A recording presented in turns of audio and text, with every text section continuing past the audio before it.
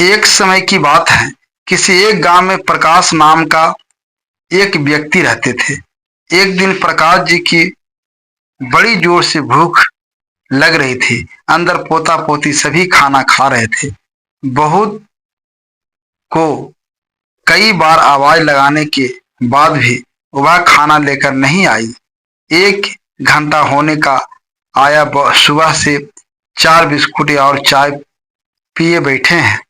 कई टिक्की वाले, समोसे वाले और अन्य खाने पीने के ठेले लेकर आदमी सामने से गुजरे हुए उन्हें देख 75 वर्षीय प्रकाश जी की भूख और जोरों से बढ़ गई। बाकी दिन तो सुबह बच्चों के स्कूल के लिए खाना बनता है तो एक पराठा प्रकाश जी को भी मिल जाता है, पर यह इतवार का दिन तो 1 बजे तक खाना बन पाता है। आज तो बच्चों को भी मिल गया, पर घर के बूढ़े बच्चे को नहीं मिला। बेचारे सुबह भोर में ही नहाकर ठाकुर जी को नहाया कर खाने की राह देखते रहे। प्रकाश जी पर जब भूख बर्दाश्त न हुई तो खुद ही खाट से उठे, रसोई घर में खांसते हुए गए। बहू ने अपना घूंघट बढ़ा लिया। प्रकाश जी ने हट केस में से 2 रोटी निकाली, कुकर के गरम गरम चावल निकाला, कढ़ाई से आलू गोभी की सब्जी, कटोरी में दाल। समय बहुत लगा उन्हें बर्तन ढूंढने में, लगे भी क्यों न।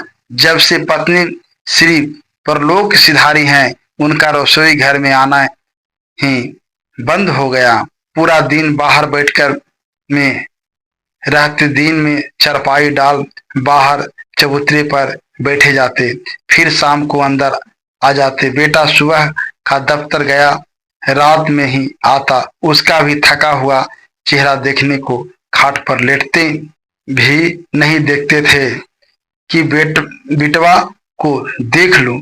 तभी सोऊ बाजार से उनका बिटवा बच्चों के लिए कुछ ना कुछ लाता तो अपने पिताजी को भी 1 पीस निकाल कर जरूर देकर जाता, चाहे वह एक टॉफी ही क्यों न हो। प्रकाश जी बड़े मन से खाकर बेटे से आराम करने का बोलकर अपनी खाट पर लेट जाते।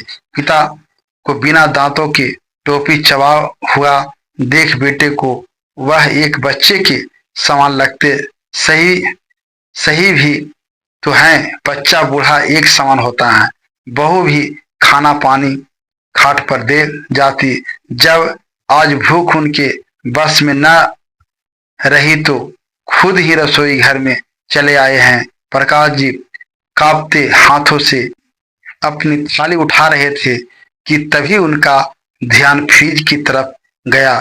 थाली को लपेट कर रखकर उन्होंने फ्रिज खोला, उनमें दही रखा देख उनकी जीभ मचल गई। छोटी सी कटोरी ले उन्होंने 2 चम्मच दही डालते हुए कहा, बहू दही रहता है तो मुझसे झूठ क्यों बोल देती हैं कि पिताजी दही नहीं है। लो थोड़ा भूरा डाल दे, मुझे ना दिख रहा। बहू ने बिना कुछ बोले 2 चम्मच भूरा डाल दिया। कटोरी में इतने से क्यों होगा, 1 और चम्मच डाल दो, बिटवा ने मना कर रखा है। सर्दी में दही पिताजी को मत देना, उन्हें बहुत जल्दी जुकाम पकड़ लेता है, फिर दवाई खाने लगते हैं। पूरे जाड़े प्रकाश जी बाहर अपने थाल लेकर अपनी खाट पर आ गए। ठाकुर जी को याद कर भोजन शुरू किया। आज तो बहू 56 प्रकार के भोग लगा रहा हूँ। रोटी मन प्रसन्न हो गया। दही के साथ द्वार के पीछे खड़ी बहू मन ही मन सोची, खाना तो रोज की तरह ही बना है। पिताजी पर आज बच्चे जिद कर रहे हैं, गए खाने के लिए पैर पटकने लगे तो पहले उन्हें ही लगा दी। यह तो भूल ही गई मैं कि घर में एक और बच्चा है जो पैर तो नहीं पटकता, पर भूख तो उसे भी लगती है। अगले दिन से लहसुन का शौक लगा। रायता रोज प्रकाश जी को उनकी थाल में दिया जाने लगा। अब न तो वह उन्हें नुकसान करता और वह खुश होकर पूछते हुए अपने दोनों हाथ बहू के सिर पर रख देते, आखिर आत्मा संतुष्ट होगी, आशीर्वाद तो स्वस्थ ही मिल जाएगा। अब खाना भी प्रकाश जी को उनके बोलने से पहले ही परोस दिया जाता। जिस घर के बड़े बूढ़े खुश हैं, उस घर में तो खुशी चारों तरफ से बरसती है। इसलिए बड़े बुजुर्गों का ध्यान अवश्य रखें। अगर यह कहानी अच्छा लगे तो इस वीडियो को लाइक शेयर जरूर करें और इस तरह की अच्छी अच्छी कहानी सुनने के लिए हमारे चैनल को सब्सक्राइब अवश्य करें। धन्यवाद।